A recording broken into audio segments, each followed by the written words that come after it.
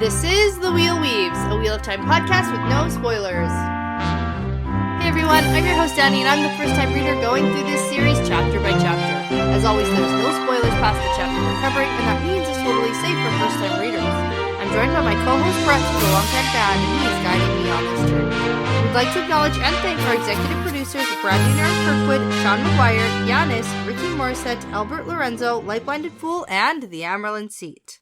Hello and welcome to our A Crown of Swords Book 7 recap and review. Yeah, we got a whole bunch of good stuff to go through today. Yes. I'm really excited that we finally get to sit down, because after this you are finally allowed to start Book 8. Path of Daggers. Path of Daggers. Yes. Yeah, the Path of Daggers. Oh, is it now? Yeah. There's no T in the abbreviation. No. That one. No, I like to skip those. I don't like them, but that's okay. It's not important for... Okay. Today is about A Crown of Swords. That's true. Yeah. That's true. Yeah. And this is fun because this is our first bonus episode that we've done that recaps a book that we're releasing for everyone to listen to. Yeah, in the past, we've done a lot of book recaps with Matt Hatch on the Dusty Wheel. Yeah, on his YouTube channel. Yeah. So if you want to check out what we've said and thought and whatever about all of our past books that we've read so far, you can go check that out. And we actually have scheduled for our A Crown of Swords episode with him later in July. Yeah, so that's exciting. That's exciting. But we're going to get it down here first. We're going to get it down here and talk about it, I think, a little more in depth, a little more casually. Yeah, we play by his rules there, but in here we can play by our rules. That's true. Which is no rules. We're just going to, talk. Yeah, exactly. That's He's very structured. He is structured, and I understand why. Yeah, because otherwise we'd ramble. But that's very okay. Organized. You got to keep us in line. I know. I see you've lined up some shots. I'm assuming that's the Cheers officially finishing half the book series. And that's pretty crazy. It is for that, but I also do have a reference. Oh my god. Okay. Because I'm going to start us off with some bad book reviews. Excellent. We did it for book 6. It's funny. We did it the first time for the first book, I believe. First book, and I'm pretty sure we also did Maybe a follow-up the with the second. Yeah. Brought it back for book 6. All right. In that bonus episode that's out on Patreon. I got a couple for you here too, so... Okay, good. So what do we mean by bad book reviews? Well, we went online and found people who hated this book. Hated it and gave it 1 star. Yeah. It is sometimes 2 stars. No, mine are both 1. Okay. Actually, that's not true. I'm lying. 1 is 1 star and the other is 3 stars. Okay. But I thought it was so funny. And there's a Harry Potter reference in the book review. Awesome. So after that, then we'll get into the book stuff. I couldn't not read it. Start me off. Get me psyched to talk about A Crown of Swords. Okay, so on Goodreads.com, okay, A Crown of Swords was rated 1 star. Good. And this user wrote, "Is there a rating below 1 star I can give?" Okay. I think this is about where I gave up on reading this bloody series. A friend of mine said at the time of book 7, not much happened in this one. It was mostly character development. Excuse me? Let me get this straight. We've had 6,000 pages of these morons diddling around by now, and they're still not doing anything?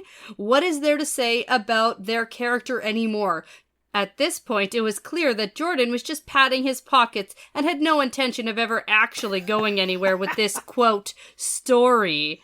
Too many trees have died to support this shit already, and too many brain cells have been abused by it. Stop the madness. Wow, I love that. That's solid. Isn't that passionate? That's solid. It is. Not only because, any good novel stops character development halfway through the series. Yes. Right? Because, that's what else is there to know or do?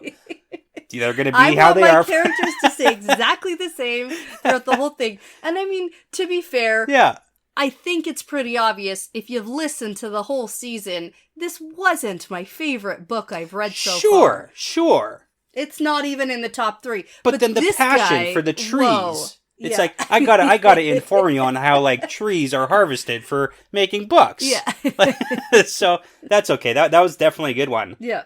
Now, I looked at Amazon reviews, yeah. and this is Canada, so I don't know if it's a little bit different, but I gotta say that the 1 and 2 star reviews on Amazon keep coming back to the bad printing binding of the and books? printing of the books. Oh. That's like a thing that is overarching for like most of these bad reviews. Don't give a book looks like review. a photocopy. 2 stars, 1 star. I don't know if this book can even be printed properly. Like over and over and over again. Yeah. And the first time, because I think the first time I'd ever seen that was in Eye of the World. Yeah. And it was so funny. And it's so like, pretty. Why are you giving a terrible book review? 1 star, but you like the book. Yeah. You just didn't like how it was printed like on this, the pages. I know. And so, I mean, I guess maybe, like I can maybe understand. Anyways, but I found a really good one here. Okay. And it's 1 star. Okay. And the title is Zzz. Oh, like sleeping? Sleeping, yeah. I don't know how else. Z, Z, Z, Z, Z. Yeah. They're little Z, and then they escalate to big Zs. Oh my gosh, with really snoring. Got 4 it. exclamation marks. It's a snore fest. Now, Got it. this goes back to what you always like to say about people who are passionate and are complaining about Robert Jordan's writing dragging on and on and on. And then they write a review. Oh my goodness. That literally goes on and on and on. I was screenshotting it, and I have to stop screenshotting it because there's so many. There's so many that it's just not worth it. But I'll give you some of the highlights. Good. Wow, A Crown of Swords. What a snooze fest. I'd rather read Kenneth Starr's 455-plus page investigation of the Clinton Lewinsky scandal. At least I know that story would contain some action.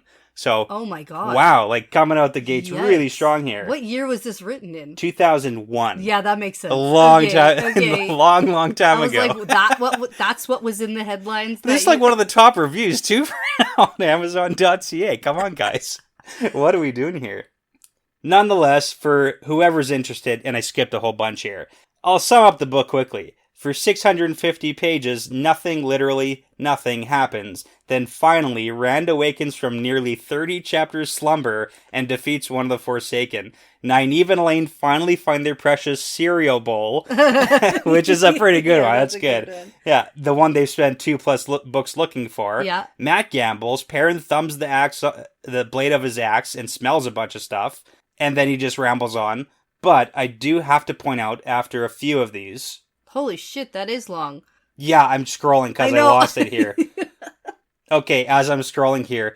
Description. Now there's the stumbling block. What some label as description, I label wordiness. First, though, a word, however brief, about my own reading tastes. And then it continues and continues. That's so wordy. And then it goes into points like A, B, 1, 2, 3 nice. Of wordiness and repetition, which is a lot of what's happening here in this review. But I gotta say, I love the passion in giving bad book reviews. Okay, I have a 3-star review here that I say we should wrap this segment up on. Sounds good. Because it is a 3-star review. Okay. And it is only from 5 months ago. Okay, so more recent than 2001. Like 13 years ago. Yeah. So, there's that. Now, it's a picture of the book cover that you love so much. Okay. And it says, "This is why you should never skip leg day." Oh, man, I love it. Okay. And so really this is a review of the book cover. Which is also fair. And it says, "Seriously, how on earth does a person stand this way? Is this supposed to be Rand? Dude's supposed to be 20 years old, not like this weather-beaten asshole. Who the hell does he think he is about to box? There's no one there. Why is he looking at me? Why is all of the original US hardcover art for this series so bad in these details?" I love it. I love it. That's fantastic. And it's so funny because this is my favorite book cover. I know. I love it so much. But you like it because it's stupid, right? Oh, well, you know, yes and no. Okay.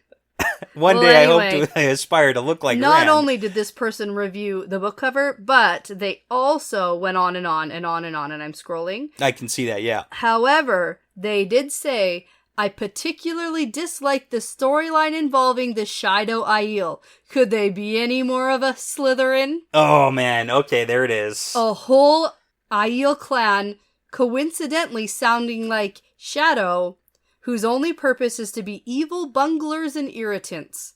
I know I'm going to dislike their role in the next 2 books from what I recall. Awesome. I love it. There you go.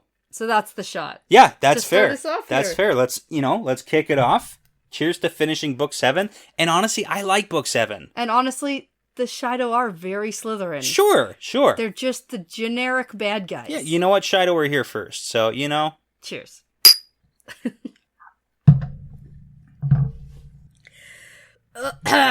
Okay. Oh, that's a bad one. Are you okay? Yeah, those just burned a little bit on the way down, you know? That's fair.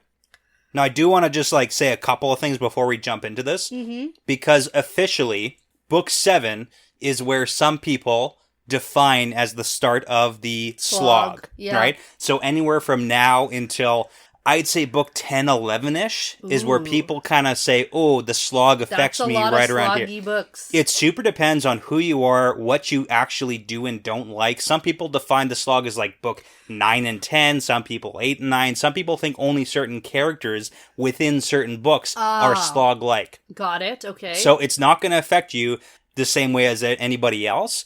And when I was reading these books, I never actually knew this was a thing until after I kind of got more into the community and people started talking about that. And I was like, okay, I guess I can kind of see that. But here's why I kind of overarchingly see Book 7 to 11 kind of sort of as slog-like. Because we really see it in this book where the books don't really have a firm start and finish. Got it. We don't have like this is the problem for this book and now it's wrapped up by the end of this book. Yes. Now we're looking at overarching broad topic issues like Cloud Bowl. Right? This isn't just like a one book quick fix, we're going to get it done. Mm-hmm, which it could have been. I mean, it could be, that but... That one specifically. Depends. I get the Samuel overarching thing because we have the plan and then other things happen. Plan gets dishinged. Whatever. Yeah. But the Cloud Bowl thing... So, okay, but... I'll stick to that one. So that's not the only thing, but then we have things... Yeah, we have things like the Shanshan, right? So they came in Book 2 and then were driven back and we didn't see them for a while. But now they're back and it doesn't seem like they're going anywhere anytime soon. So it's not like we necessarily get a resolution. Yeah. So that's why some people can sometimes see that as a slog of different storylines within these books. Got it. So that's my personal opinion on what slog is for people. Okay. Yeah. So kicking us off here for A Crown of Swords, why don't you give us your thoughts? How would you rank it? Maybe a star system, maybe out of 10, whatever you feel like. Okay. Yeah. I have two ways to rank this book. Okay. Number one, I'm going to rank it like individually as a book. Just, that as a book. Read, okay. And then I can rank it among the other 6 books that I've read. Okay, up against the competition. That's right. Okay. Yeah, of course. Okay. So I would say it was redeemed. It did pick up and get better. Okay. If you asked me halfway through, I wasn't a fan. Yeah, it was going a little bit slow, made slower by how we read it. Yeah. Too much recap, in my opinion. Fair. Which, bumped it down a little bit. Yes, sure. The ending picked up, but it wasn't quite the conclusion that I would have liked. Okay. Still too ambiguous. Yes, okay. It's too ambiguous. I get that. Okay, I'm just sort of trusting that we have the bowl. I want more firm answers. Sort of trusting that Samuel's gone. Is Elaine's concussion impeding her ability to tell if it's actually a Cloud Bowl? Yeah. And is Samuel dead? Yeah. Because Rand is a terrible misogynist. I don't know. Questions we all have to ask in life. It is. So I'd probably... I want to be harsh. Okay. Be harsh. This is the time. Can it get worse than what those, I think I have to give this book a 3 out of 5. Ooh, okay. Ouch. And then the whole harsh. A lot of this book was not pleasant to read. I was going to say, you don't like the things happening to the characters in the book. That's true. But yeah. I mean, that affects it. Yeah, that affects it. As a standalone book. Sure. That's why Lord of Chaos fell quite a bit for me, because the things that were happening in the book started to make me feel They bad. make me feel sad when Rand gets kidnapped and tortured. And bad and triggered emotionally. Okay. And so my favorite saying, it's going to get worse before it gets worse. That is a good saying. Yeah. I know. But, so, honestly, we're giving it a 3 out of 5. It could have earned another star if the conclusion had been slightly stronger and less ambiguous. Okay. Because I do get there's this overarching stuff. There's things that aren't quite wrapped up and finished, and that's fine. But I always do need some kind of finality. You need closure. I need something of a finale. Sure. And we got the finale, but just not... quite enough. And I do have to say, you are actually in an advantageous position. Yeah. because people who read the books when they were coming out had to wait 2 years Yeah. for Path of Daggers I know. to come I out. just get to start tonight. You get to start like a week after we finish the book. So, Yes, I mean, that's there's a true. little bit of That delay. is true. That is a benefit. Yeah, so suck it up. I don't know. Except for I can only read the prologue. Yeah, exactly. And Just one. that's it. Hey, it's like 35 pages. It's a big one. I know. It's not even that big for No. prologues. That's okay. Okay, but Yeah. where does it stack up against the other books? For sure. Yeah. You know what? I think I liked it better than Lord of Chaos. Interesting. I think Lord of Chaos is still in last place for me. I have a question. Yeah. Would you have possibly, and just hear me out on this one, because we've talked about this a little bit. Yeah, This book is the events the week after Dumais Wells. that's true. If, hypothetically, the Dumais Wells situation had been taken from the end I of know, this Lord is of Chaos your thing that you love to and say. plugged it into the beginning of this book, Yeah. then this book would have been Dumais Wells and the week after. That's true. Do you think that it would have been better for this book and better for Lord of Chaos? I don't know if it would have been better for Lord of Chaos, because then what would Lord of Chaos's finale really have been? Sure. Okay.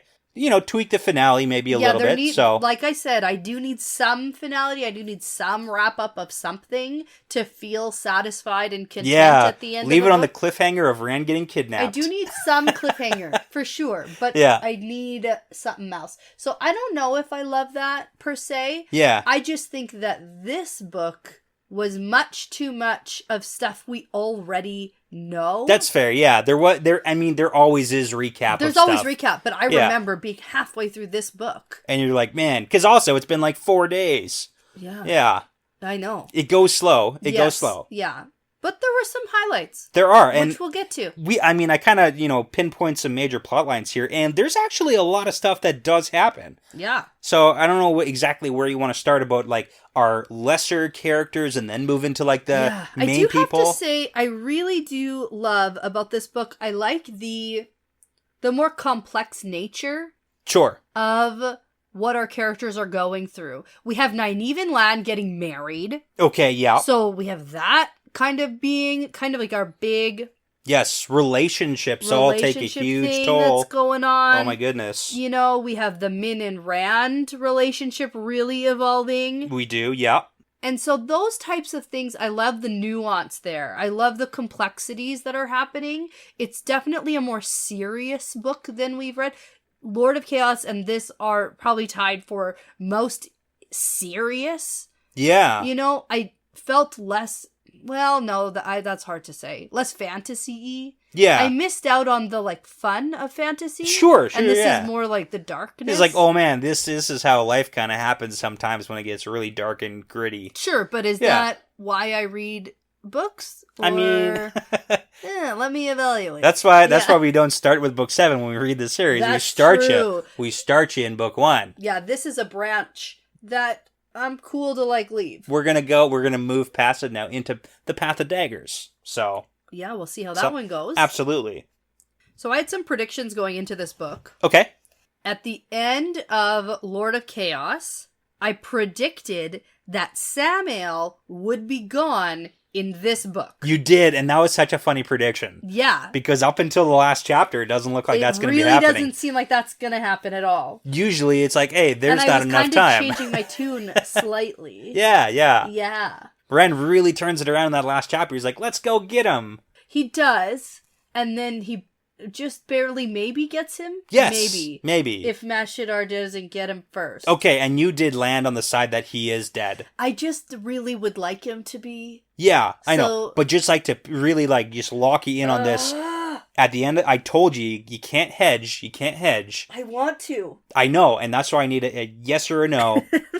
You said at the end of our last episode, yes, he's dead. I know. But you're not surprised if he comes back. Yeah, sticking with that. Okay. Yeah. I'm taking that as yes, he's dead. Yes, he's dead. He's gone, he's dead. If he's not, I'm putting that on you. That's your fault. I know. So. I know. Right? Well, I'm breaking my own rule. Yeah. My own cardinal rule of if you don't see them die, they're not dead. You really are breaking your rule. I'm breaking it for this. For now, and I am gonna regret it. I bet. Yes. But I don't care. I'm going with it. Okay.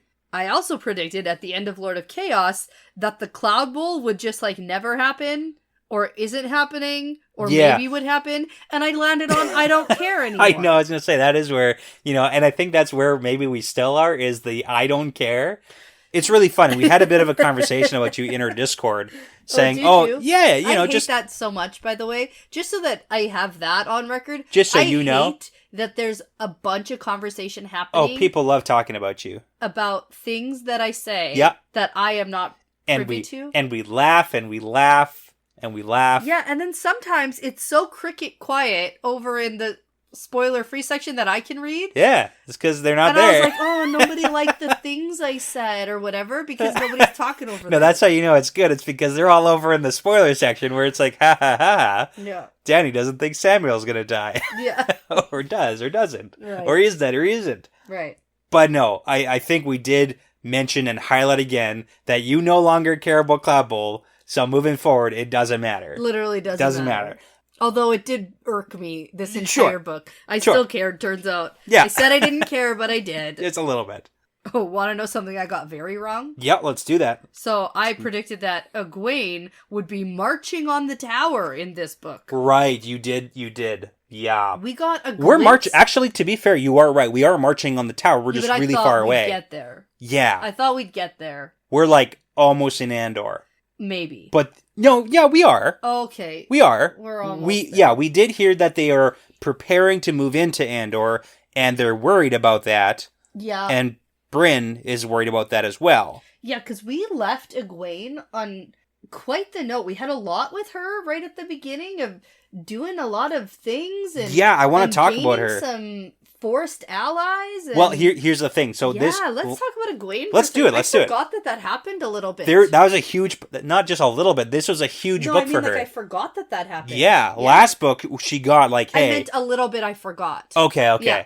So she's officially the Amyrlin for the rebels, but in this book she really does come into her own and takes a lot of her control back that she didn't have, because we've got the trifecta of Sheriam, Romanda, Lelaine, all kind of like battling each other to try to control Egwene because she's supposed to be a puppet. Yeah, that happens. And it's not really working because she's got Swan in her corner, whose new mission is to make her the best GD Amyrlin that anybody's ever seen. Yeah. So she's doing a lot of good stuff and a lot of questionable stuff.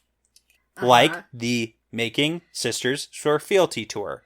Oh, yeah. Yeah, and we had a conversation about that. And, Egwene versus Elida, because Elida also in this book started having dreams about of doing that. Making Sisters Swear Fealty tour. Yeah. So give me some general vibes. What are you feeling? What are you thinking maybe moving into Path of Daggers? What's going to be happening with Egwene here? Let's talk about this. Okay, so I really didn't see all the negativity around the whole making people swear fealty to you, especially because the first time that it happened, it was voluntary. Yeah. And it was done by two women. Yep.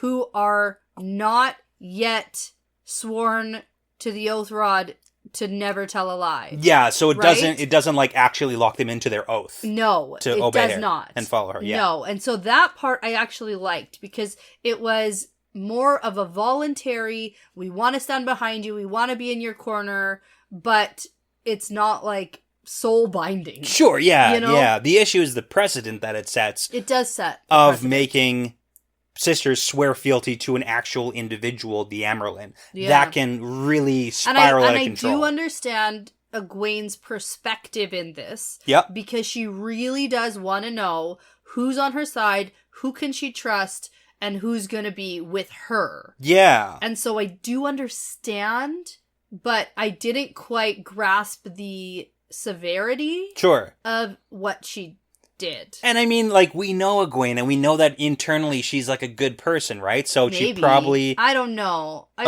seen her, like... Decent questionable shit. Yeah, that's fair too. Yeah. Okay. So maybe I'll backstep a little bit on that. Mm-hmm. But like, we would like her to do good things. Yes. But we also know that she's kind of in this like weird corner where she was put in this position, kind of forced.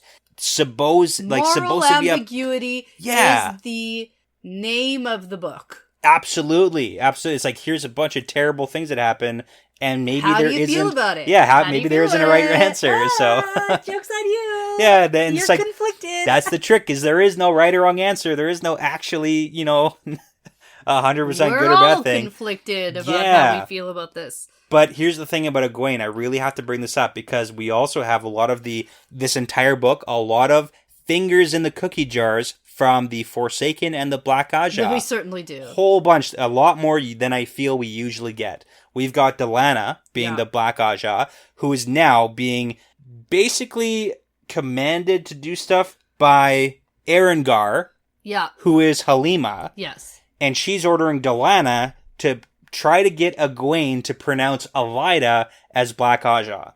Yes. And we've got Halima, who at the end of this book, well, like the middle end, the last time we saw Egwene, she was working her magic fingers on Egwene's headaches that she was causing. That she was mysteriously getting. We've got one of the Forsaken come back.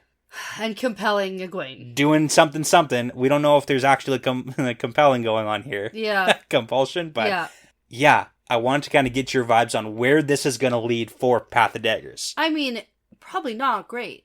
How not great can it get? And then intern, I also want some predictions from you for where are we going with the Saladar, the Rebel, not really Saladar I said anymore. No, the Rebels. Not. The Rebel Force. They're out of Saladar. Where are we going and are we getting to the tower in Book 8? No. I thought, okay, listen. Oh my god, I thought we would get to the tower. Okay. And I thought that would be a big plot point. Yeah. But now, really seeing and reading through A Crown of Swords and really understanding the day by day, the pace, hour by hour pace. Yeah. I really doubt it. So it's hopefully in Book 8 we'll get into Andor? Yes.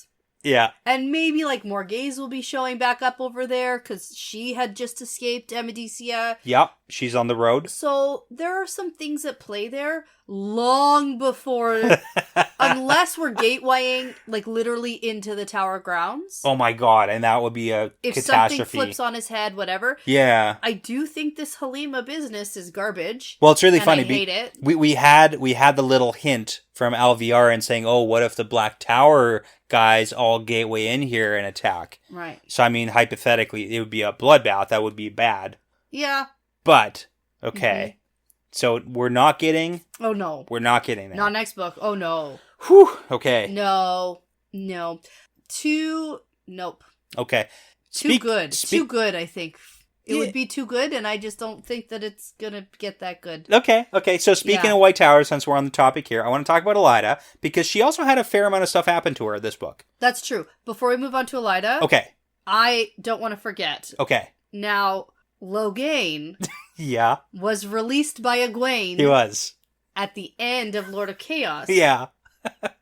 And then we never hear from him again. To be fair, we didn't hear from the Black Tower at all. Because it's been a week since Do Mice Wells, so it seems like they all went back to the Black Tower and are, I don't know, back in training. Mm-hmm. Yep. Hypothetically, 10 days isn't long enough for Logain to get from where they were in Saladar to Andor, if that's where he was going. That's pretty quick. Hypothetically. That's true. But we didn't even see him a little bit on his journey. No. We didn't see him at all. We didn't get any hints or anything. He went to the beach. And he's just chilling now. He's actually, I don't want to be involved. He's in Barbados. He's on a beach, having a drink out of a coconut. Yeah, I don't want to. No thanks, guys. Any part of any of this. And to be fair, if I have my powers back, I just want to be myself. Seriously, leave me alone. Seriously, and if that was an option, maybe I might take that option too. Be if I can channel everything I need, basically. Yeah. I'm gonna eat fresh fish on the beach. Although someone should teach him how to gateway. Poor guy. He doesn't even know that that's a thing. Oh, man. It's when you say it's taking him so long to get there, I was like, oh, shit, he doesn't even know. He had to go steal a horse or something. He doesn't even know how to travel. No. That's sad. Oh, Everybody knows how to travel. Now they do. Man. Do. Okay, Everybody. Shoot. Okay. Even Savannah thinks she can travel. Oh, my God. And to be fair, they did. Let's wait to get to the. She thinks that she can do it. Let's wait to get to the IEL because I want to talk about the White Tower and Elida. Oh my gosh, we have so much to talk about. Elida did have a lot of stuff, so she did a few things. She sent a bunch of sisters to the Black Tower. Went crazy. She went crazy with power. She did. She's building a palace. She eliminated the warder grounds. Oh my god. To build her own palace because that's what people do. sent 50 sisters to the Black Tower to deal with the maybe 2 or 3 men. Yeah, it's okay. They should probably be arriving soon because we've heard whispers of that. Uh-huh. She was pretty confident that the Saladar sisters were going to return because they chose Egwene as Amyrlin. And it's like, why would they do that unless they wanted to come back and put her head on a spike or whatever? And then Elaida gets blackmailed by Alviarin, the head of the Black Aja. And now she has to abandon all the sisters who are heading to the Black Tower, the ones who got lost during Dumai's Wells, and she seems backed into a corner. Yeah. So, how are you feeling about Elaida being Amyrlin? And what's that going to evolve to in Book 8? Like, not great. Okay. So, I think that if anything, there's gonna be some kind of coup again. Like, against Elaida. Okay. Maybe. Unless Alviarin doesn't want that. Because Alviarin doesn't want to be, like, head. Yeah, she wants charge. The puppet. She wants to the be puppet to and she be is in control. A nice spot. She is in a nice spot. And apparently Miss Anna just taught her how to travel. Yeah. Also, like, she even knows. Even Alviarin knows. Even Alviarin knows, yeah. So and Miss Anna's hiding out somewhere in the tower. Maybe. You've had a lot of speculation about where she might be. Or like, I know. I don't even remember where I landed last. No, you were saying a whole bunch of crazy things. I do say crazy things all the time. Yeah. That's my favorite. It's crazy. Okay. Crazy things. So I think that she'll probably remain at Amyrlin until Egwene gets there. Yeah. Hopefully Egwene gets there, you know? Eventually, sure. Sure. But then, does that make a transition nicely for Egwene? Are you thinking, like, at the end of it, Egwene's moving in? Everybody in the White Tower is not happy with Elaida. Correct, like, that's bad. And if all of these women from the Rebel Force show up and they're like, we want the tower to be whole again, but we need Elaida out. Yeah.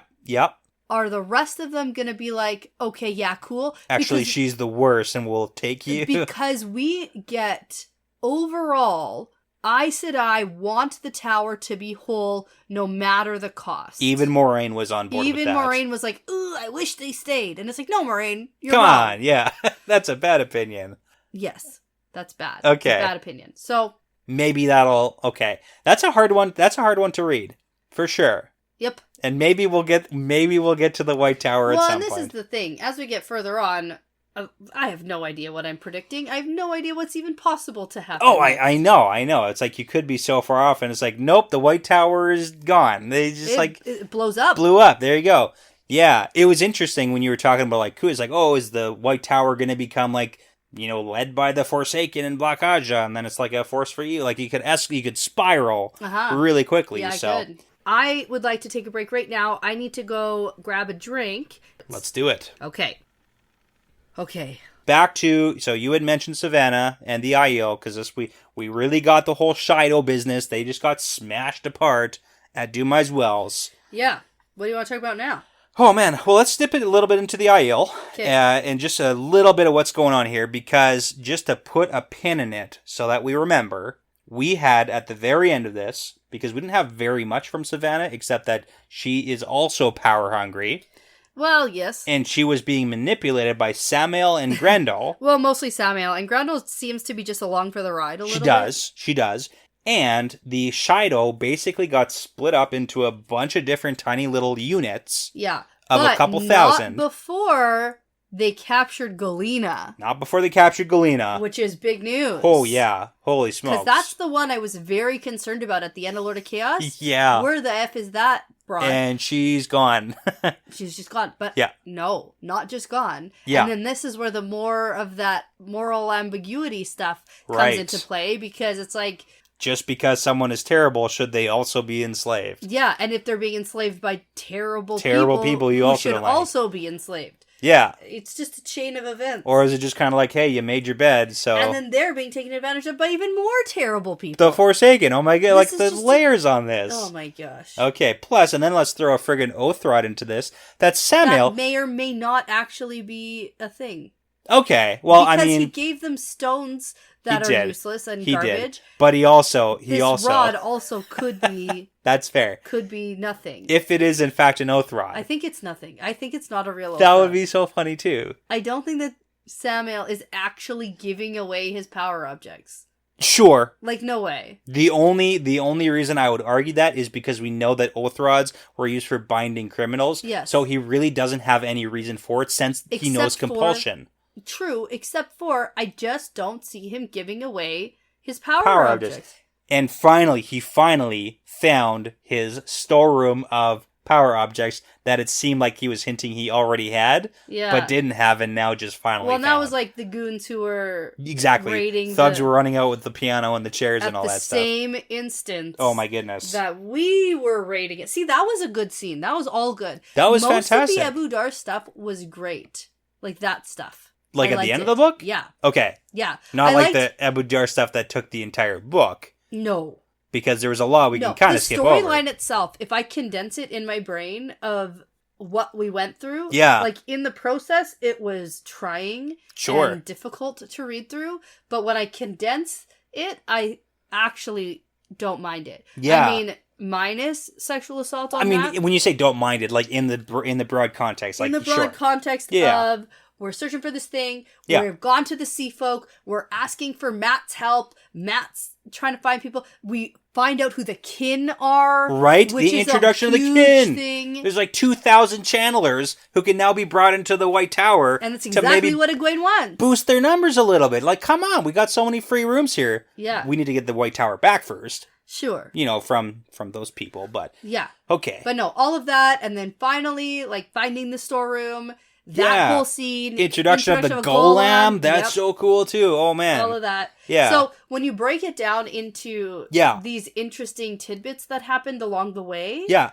And you minus all the exposition along the way. Then the plotline was good. Yeah. I mean, something we don't typically talk a lot about is the TV show. But it's kind of funny. But with books like this that happen in so few days. Like, that can be... Like, book 7 isn't a season of television. Fair. Like in my brain, it's like it's 2 or 3 episodes. Yeah. Maybe. Yeah. Of like segments of the episode. Yeah. There was a lot of splitting our time up between people though. For sure. Yeah. For sure. And part of the Abu Dar stuff, led into the Sea Folk. Yes. And we got a whole lot of Sea Folk, not just in Abu Dar. In Kyrian. Exactly. Which, I mean, it's kind of funny, but we've been hinting at these bargains that are going medium to not well for our people. Yeah. I feel like the Sea Folk are kind of getting the upper hand a little bit. Yeah. Not at the beginning, because we got Rand and Matt really pulling weight here, but as soon as the Taviran leave the room, things are going worse. Yep. Rand's overpowering, and then Morana is just doing like a shitty job of being a Grey Aja and negotiating. And then Matt helped kind of like get the Sea Folk moving. Yep. But we also don't know what the original bargain was. No. But the cool part is we did meet Nesta, the Queen of the Sea Folk. So I do love that. Okay. So just like little tidbits sprinkled, and we know that that's going to evolve. Now at the end, we saw bad things happening to the Sea Folk, and I need some predictions here. You mean like from the Shanshan? Oh yeah, Shanshan just came in, started steamrolling. Yes. It seems like they took over. Yes. And we had hundreds of ships in the Abu Dar. Well, we're left on a little bit of a cliffhanger. Like, did the women get out to that farm in time? Yes. Big cliffhanger. Because Matt searched for a long time. It seemed like he was doing laps. Yeah. Before the Shanshan like swooped in. And he said goodbye to them. They were like, leaving. And he said, go, I'll like find you later. And then we got the whole scene of Matt looking for Oliver, who's like gone. Yeah. So, like, it might, and we'll probably pick up soon about that, but... Maybe. Yeah, I mean, maybe. Maybe. So, but I do want to see what you're thinking about the Sea Folk and the Queen of the Sea Folk being here. Are they in trouble with the Shanshan attacking here? Like, are the Sea Folk in trouble? No, not necessarily. Because the Shanshan, as long as you swear your oaths, they don't really seem to care what you do. Except for women channelers. Which the Sea Folk is like... Every Windfinder, basically. Oh, yeah, they're in trouble. Yeah, there's that little tidbit. And women channelers aren't people. Right. I forgot about that. We've also got a bunch of Aes Sedai in Abu Dar, too.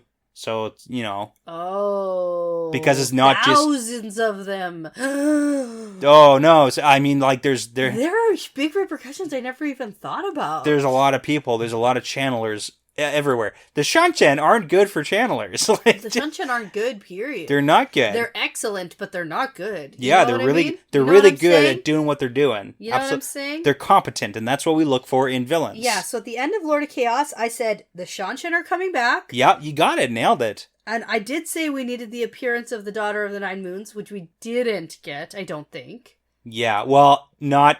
Yeah. And if we did, it was not stated. I thought that the Shanshan would invade along the coast. You and did it. invade Oh. around by the ocean. I love invade that. on all sides and take over the ports, like where the trade happens, and then they'll push in. That was actually a solid prediction, but But did it get... didn't quite happen that way. really close, though, because we got Amadicia first. Yeah. They took over the White Cloaks territory, and then they did the coast thing with Abu Dar. Yeah. I count that as a win for you. Yeah. Even you, like, having the tactics, the battle... I don't even know what to call it. Uh-huh. You get points. Cool. You win. You win I like that. points. It's good. I like winning. Yes. Great. Good segue to a tiny plot line we got. Okay. The White Cloaks and Morgaze.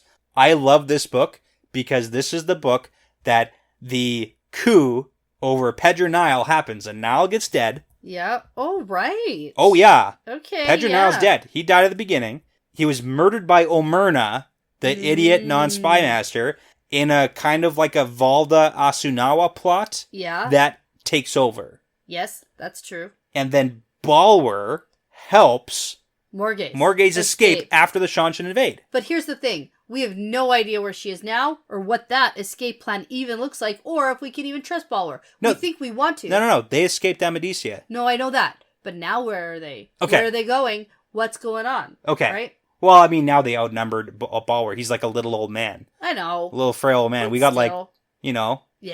We They're- got Talonvor. Yeah. We got Lamgwin. Oh, that's true. Basil Gill. Basil Gill. Yeah. That's true. Brienne. Yeah, we do. So, I mean, we got strong fighter people. Okay, Balwer's skinny that's old dude. probably fair. Yeah. But yeah, we don't know where they are. We don't know what's happening. But the White Cloaks base of operations, it looks like it's out. It's done. Oh, for sure. They're not coming to reconquer Oh Amadicia. no, they're gonna come back in and be like, "You're dark friends using the power." Yeah, and they're gonna be like, blow you up. Yeah. Because they got blown up in Falma the first time. And they have no qualms about that. No, they got no issues, like, just destroying them. No, literally zero. But zero issues with that. Before that happened, thousands of White Cloaks left to go and deal with the Prophet, Massima. All right, here we go. Here we and go. you know who else went to deal with the Prophet? Boom. Massima? Perrin, Fail, and friggin' Barreling. Barreling. Oh, trifecta. Oh, jeez. The three best friends. That anyone ever had. Absolutely. I do love it. Because, again, sprinkling of, like, what's going to happen in the future books. Yeah. It's such a small taste, and that's why I kind of feel like some people... and here's the thing. Can't get it wrapped up here. Are we even ever going to see that in Book 8? Or is this another situation where Perrin's gone for 3 books? Would you like that? Not really. Okay. I mean, do I want an overwhelming majority Perrin in his mopey Eeyore head? No. Yeah. Do I want to see what he's up to and what the Prophet's doing and where the Sure. White Cloaks are and what they're like? Yes. Yeah. Yeah, I do. Yeah. But within reason. Sure. But I could see this plotline being a little bit skipped because I know Path of Daggers is one of the shortest books. Very quick. It is fast. Like 30-some chapters. Yes. Zip zap, we're done. I know.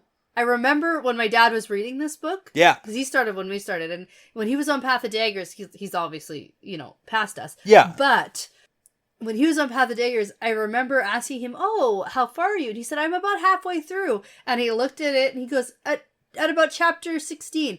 And I went, chapter 16 is not halfway through the book, idiot. And he's like, "Oh yeah, I think there's like 31 chapters." Yeah. And I went, "What?" Like, I just couldn't wrap my head around it. I think we were in like Yeah, we're like in the Fires of Heaven or Shadow one of the Rising or longest something ones. like that. We were in this like huge, almost 60 chapter book, so that was hard for me to wrap my head around. Definitely. So now, when I'm trying to think of what can happen in one of the shortest books, yeah, how much time are we actually covering? that's fair. It's hard to say. Because are we even going to get over there? We have so many things we need to see. And like, how much does Perrin take up of that big thing in this book for Path of Daggers? Yeah, quite a bit. Okay. So next, No, probably not. I said probably not quite a bit. Not quite. Okay, Yeah. okay, that's fair. So next person I just want to touch on briefly, Matt. Because we talked a lot about Ebudar. He was very involved in all of that, the searching, this, that, the other thing. So, I mean, we don't have to dip in too far into that. The terribleness that's happened with Thailand. Yes. But, notably, we got his Foxhead medallion in action. Yeah. Against the Golem. That's true. Which is like this new big, bad, evil villain thing. And we creature. have a way to sort of combat it. Yeah. So it seems on the surface that Matt should be like pivotal in defeating the Golem because like nothing else has hurt it. We haven't seen like channeling can't touch it. Weapons doesn't have bones. It can slip through holes in walls. Like Matt kind of seems like a line of defense against the Golem. And unfortunately, he didn't make it out of Ebudar from what we saw. No. He was in the middle of the fray. He is in the middle of the fray, yeah. And I'm not scared for his life. No. Yet. Okay. But if I did have a serious prediction for next book, sure, it would be for the Daughter of the Nine Moons. Boom. Because here finally we have Matt in a place with the Shanshan, and isn't the Path of Dagger something to do with the Shanshan? We've heard that before. Yeah, we have. It's a little phrase, but I'm gonna give you more on that once we start Path of Daggers. Yeah, I know. I just have that in my memory somewhere. Yep. And so you're correct. No, I'm not even going to pretend that I remember. There was a something saying about the questioners, you walk along the Path of Daggers or something. You're right. Something. You are right. Yeah, okay. You're right. There's a saying. Okay. Yeah. Okay, yeah. So I was like, ooh. So maybe Matt's stuck in a place where he can't. He's stuck in Ebudar with the Shanshan. Oh my gosh.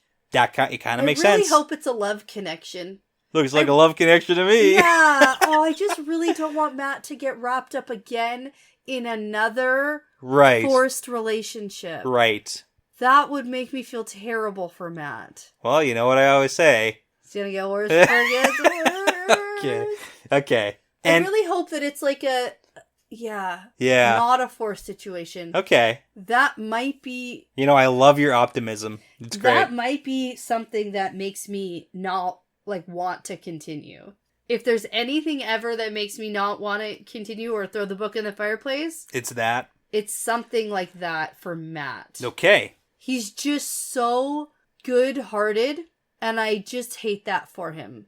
You know what? I get that too. So I really... He's your favorite character. You want to see good things happen to her. I just really hope... Yeah. That it's not awful. Okay. Just a little bit awful. Yeah, because how could he marry a Shanshan He's fated. Of his choice? It's fate. No, I know, but lots of fated things can happen that also you're happy with. Yeah. Or not terrible with. But how could he marry a Shanshan and be cool? I don't know, man. She's just she's so down to earth. All right. Yeah, okay. I don't know. We gotta move on. Yeah, we do. I want to talk about Rand. I was gonna say, he's the last one kind of on the list. Let's do it. Okay. Let's do it. So, just a quick summary. Yeah. He had a bad time. He had a bad time at Dumais Wells. Yep. And this is him and his after effects and his post-traumatic stress of that situation. The one big thing that we kind of, the overarching factor, I'd say, that plays into Rand's character development in this book is that we are left, and starting off and left with, Rand does not and will not trust Aes Sedai ever again, ever, never, ever. We did see some glimpses of him starting to break down that a little bit. Okay. Glimpses. I feel like that's generous. Well, no, because we got Min's viewing of the 5 Aes Sedai in his hand. Sure. And he's like, ooh, can I actually trust these 5 then? Okay. Right? I was going to ask you to defend your point, so I like that. Okay. Glimpses of that. And the biggest thing that we have with Rand in this book, overarching, is the fact that he has some people that seem genuinely in his corner. Okay. Which I don't think he's had before. Like who? The Asherman, that he has his bodyguards. Okay, so especially that guy who literally rushes over to heal him. I'm talking Narishma, Deshiva, Flynn. So those and this Adley at the very end, and more. These people who are carrying out these very serious, intense plans. Yeah, and he's kind of he's trusting them. He really is, and they seem to be following through for him. Yeah, and it's kind of funny because these are he kind of picked these guys. He did. After Dumais Wells. I was concerned because I still believe that Taim is Demandred, and I'm concerned that more than half of the Black Tower is Dark Friends. Okay. So all of this is I don't even know if I want to unpack that, because I was like, you just like threw that line out like no big deal, and we're gonna skip over that. I'm waiting for that reveal, like in 3 seconds. So so like, hold on, put some weight behind that. No. So like literally, Black Tower is being run by D-Man Dread. Yes. And over half. I don't know why you're talking like you're surprised. We've had that's crazy to me. But like you say that so like casually, nonchalantly. I don't know, anything can happen in this book series. I just like don't put it past anybody to do anything ever, anything and ever. Okay. So here's the thing. Okay. Now you owe me a bottle of whiskey if this turns out to be. You owe me an ice cream cake. It says you are always right or something. Yeah, you were right about Tie Man Dread. That's it. It has to say. Okay. Now listen. Okay. Apart from that, it seems like Rand truly does have people in his corner. Yes. He has Min. Yep. Truly devoted. Yeah. Right? We have these guys who are there for him. Everyone else, he's always concerned. He's using people. What about Cadswin? They're trying to use him. No, I don't trust her. Okay, like really in his corner, because you're talking, it's like she came in like a friggin' wrecking ball. She certainly did. She's Miley Cyrus. Miley Cyrus swinging in. She is. That is her theme song. Yeah. It was written about her. Yeah. She came in. She is. And she's like, yo, what's up? And you don't trust her. No, because she wants to use him for whatever. She's nice to die.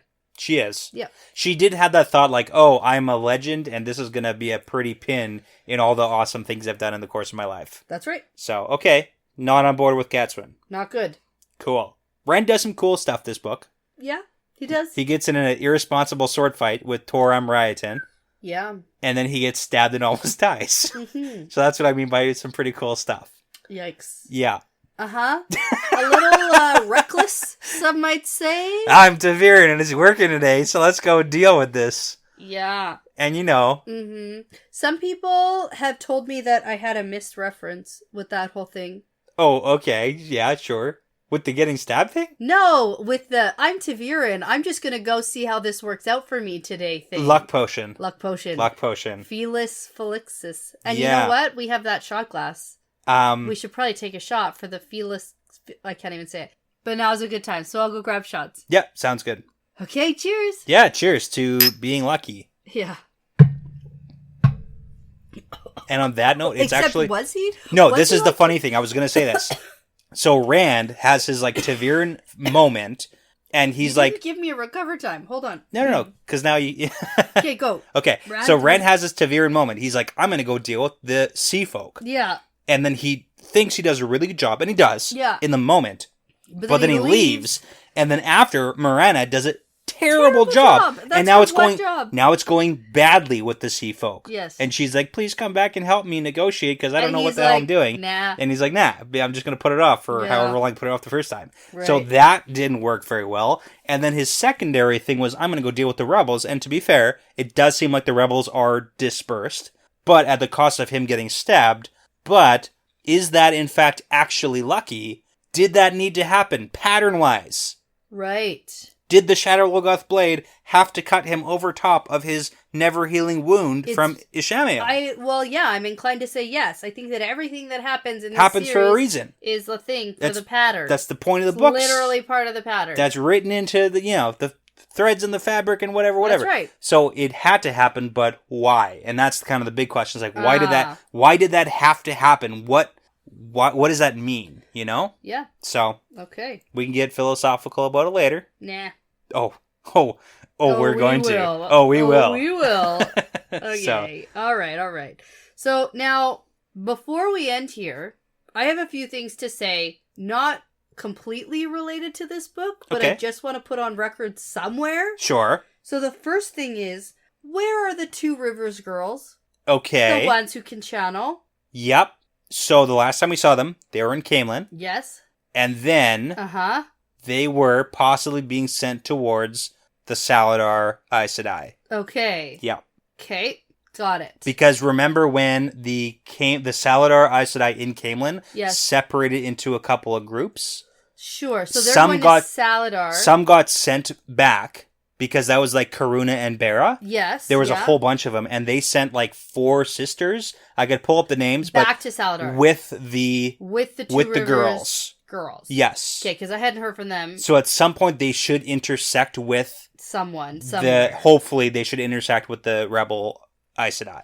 That's where we left them. Okay, a while ago. A while ago. Yeah, because the last time we saw them, Rand was yelling at them. Yeah, and then because Varen and Alana took them out of the Two Rivers, but then sent them on their way with these, that happened in Lord of Chaos, because that was right Correct. after the Alana force bonding situation. Yeah. Okay, now, a thought occurred to me when I was re-listening to a couple of our Lord of Chaos episodes, but in preparation for the Dusty Wheel episode on Lord of Chaos. And I had said something about how Rand seems to not say anything about Asmodean being gone. No. So Asmodean dies at the end of book 5. Yep. Right? Rand doesn't say boo about it. Unless we get one random one-off sentence where somebody somewhere says, he must have skipped or something. And then no one says anything ever again, ever. So I have a new prediction. Oh and my goodness. Prediction is that Rand kills Asmodean. Why? I don't know. He's in the mood for killing Forsaken. And he comes off of his Ravine kill. And that's it. Because how could he just not care where he is or what's going on? Yeah. Unless his body's found. But then nobody says anything ever about that whole thing. Yeah. And he just moves on with his life. He had literally a Forsaken sidekick who was tethered to him. And he says, if you ever go anywhere, this will be a huge moment for me. Yeah. Let me dig into that and give you some counterpoints when I'm prepared for it. Yeah. No. Okay. I don't want counterpoint. No. That's why I just throw it out here now. Look, I have it on a sticky note. Where the heck is Asmodean, comma, what is going on? New theory. That's the one that actually makes the most sense to me so far. Oh, man. I love that. It's kind of funny because you said before we wrap up, but I also want to do a quick head count on our Forsaken and where they are. Okay. So maybe we can end on this if we don't have anything else to talk about. Yeah, no, I think this is good. Yeah. So I want to do a quick summary of the ones who are considered dead and then alive. Okay. Because we got to keep track of this stuff. So, first off are, Ishamael, the big guy, died a couple of times, and then last time we saw him was the Dragon Reborn. Okay? Mm-hmm. Now we've got Lanfear, went through the door with Moraine. Yeah. I'm counting her as dead. Yeah. You probably feel different. I do. Okay. That she's not dead. Not dead. Alternate universe. For now. Okay. Balal was balefired by Moraine, so he's dead for sure. Yeah. Ishamael, Lanfear, still on the table. Yes. Okay? Asmodean, dead.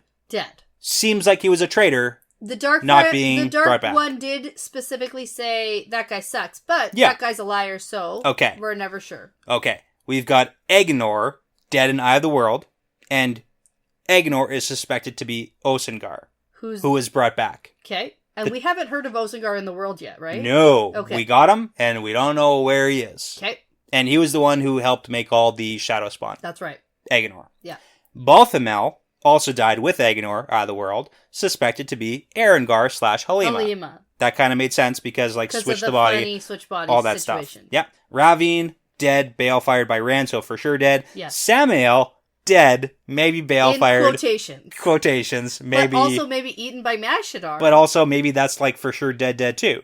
Maybe. But we also had Shadar Haran, who was looking at Samael, being like, if this his plan works to sow chaos, then cool, but if not, then, F them. So, we'll see what happens. But, those are the ones who are dead or off the table or, maybe not. Okay. Okay. So alive, we've got Moghedien, currently mind-trapped by Moradin. Right. Oh, we didn't talk about Moradin at all this episode. Introduction of such a cool character. Oh, of course. How do we do a Book 7 recap without talking about Moradin? He's the new kid on the block. He certainly is, and he seems quite powerful. He's got 2 mind traps. He's who I suspect to be Mystery Man in Shadar Logoth. Yes, which makes a lot of sense. Yeah. Yeah, absolutely. So he has 2 mind traps, one of Moghedien. And someone else. And just for the record... Maybe it's Asmodean. Mind traps, and that's very possible, because mind traps seem to be for people who really effed up real bad. Right. Moghedien did a shit job and was kidnapped and captured. Asmodean was also captured. Yes. So we got it. I'm going to put those little nuggets in your brain there. That is a good nugget. Ooh, I'm going to write that down. Okay. So 2 mind traps. Anything else you want to say about Moradin? He's a cool dude. Yeah, that whole true power business. Oh my god, we didn't even talk about the true power. There's another power. You know what? there are some redeeming qualities of this book. Here's the thing. When we did the recap of Lord of Chaos, I thought I really liked Lord of Chaos. And then as we were doing the recap, I was like, oh, I don't know if I liked anything in this book. And it went way down for me. Yeah. But doing this recap built it up a little bit. This is how I get you to love these books. No, oh my Lord goodness. of Chaos, though, that didn't do a good job of it. When we reread the series, you're gonna love That's it. what I've said. Yeah. That's what I've been saying about Lord of Chaos. Right now, it's last on my list. But Lord of Chaos, I'm convinced, is a book for rereaders. That makes sense. As a first reader, I was like, I don't know what's going on. I don't like this. This makes me feel bad. This, and this, right? Yeah. But as a rereader, you get the nuances. Why are all these Aes Sedai channeling into the fireplace? Mm-hmm. Okay. Anyways, Moradin, 2 mind traps. You know what? Maybe, I don't want to, spoil anything. Maybe we'll be able to talk about it in the future books. I'm sure at some point we'll be able to talk about anything I want. Okay, cool.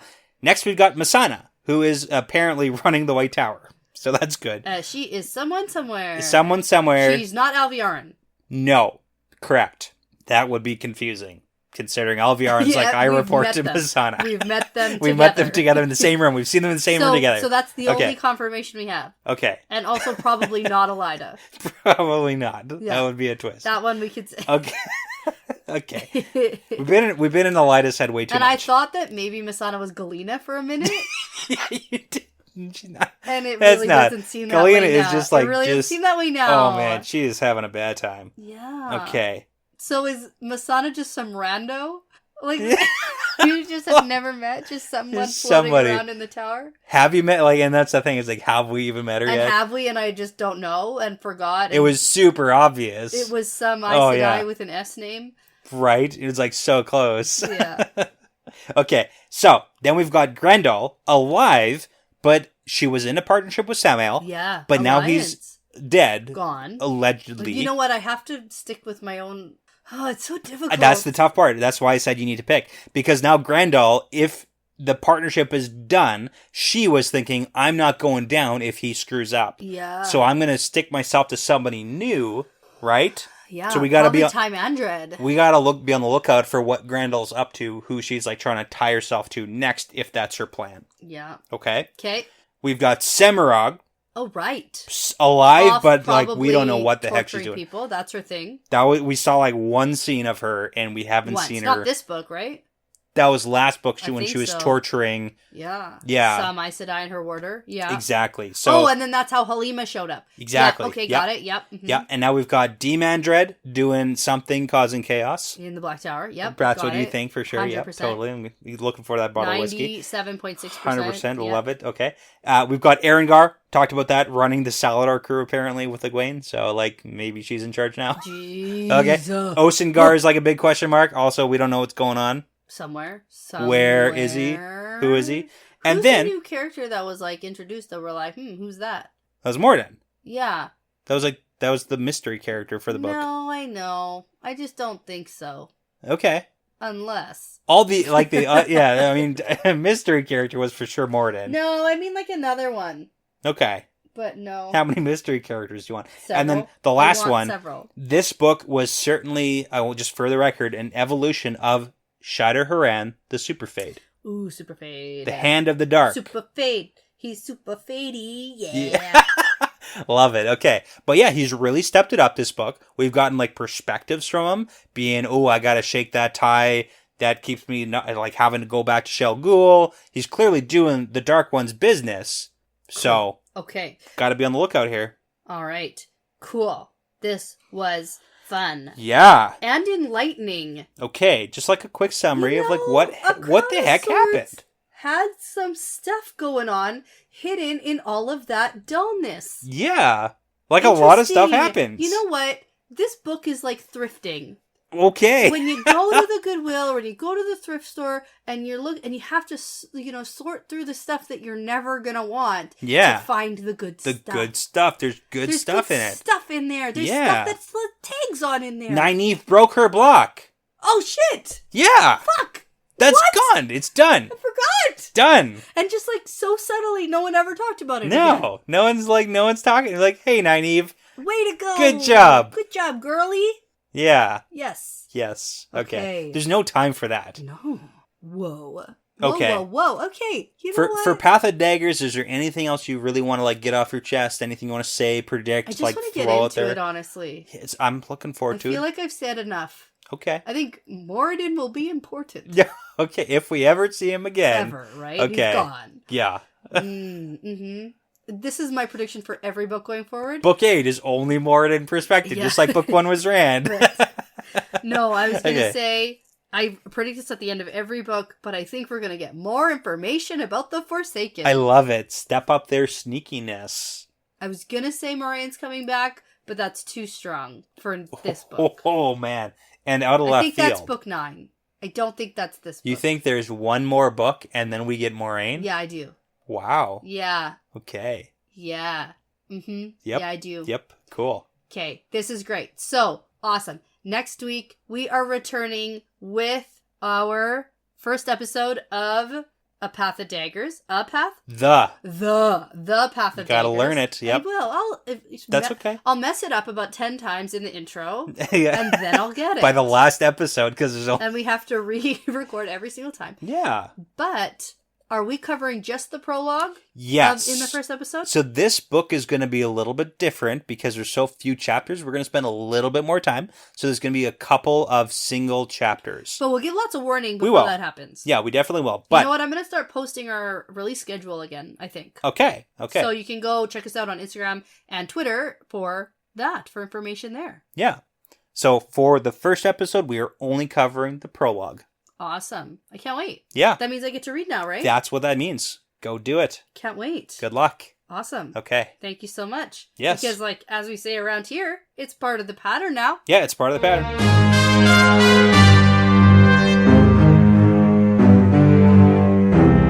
Thanks so much for listening, everyone. The Wheel Weaves is hosted by Dani and Brett, edited by Dani, produced by Dani and Brett, with Essen, Passion Socks, Mozyme, Moltude, Benjamin, Michelle O'Brien, Jamie Young, Cody Fouts, Megan Smiley, Jonathan Reese, Vince Lewick, and Margaret, with music by Audionautics. If you are interested in supporting us and the podcast and also getting some really cool exclusive merch and access to early episodes and bonus episodes, you can check out our Patreon at patreon.com/thewheelweavespodcast. For general information about our show and us, like how to send us shot glasses, how to join our Discord, how to get in touch with us, things like that, for all things The Wheel Weaves, you can go to thewheelweavespodcast.com. Please be sure to give us that 5-star review because it really does make a huge difference. And tell a friend about us because referrals really are the best compliment. Thanks again for listening because this really is part of the pattern now.